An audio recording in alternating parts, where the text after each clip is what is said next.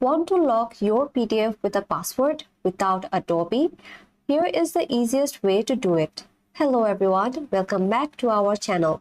In this video, I will show you how to add a password to any PDF file for free and without using Adobe Acrobat. Let's begin. We are going to use a free website called smallpdf.com. Go to your browser and search for smallpdf, all one word. The first result should be smallpdf.com and then you have to click on it. Once you're on their website, go to the top where it says tool. Click on it and go to the more section and select protect PDF. And now click on choose file or just drag and drop your PDF from the file explorer. So I'm going to select, drag and drop it here. Now your file will upload automatically. Once upload, you will see a password field. Just type your password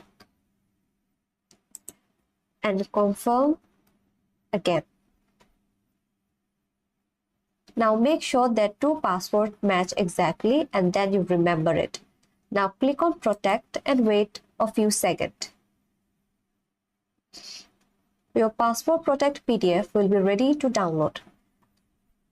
All you have to do is just download it. So when you open the file, it will ask for your password. Type it in, click submit and your file will open locked and secure. That's one of the fastest and easiest way to lock a PDF file.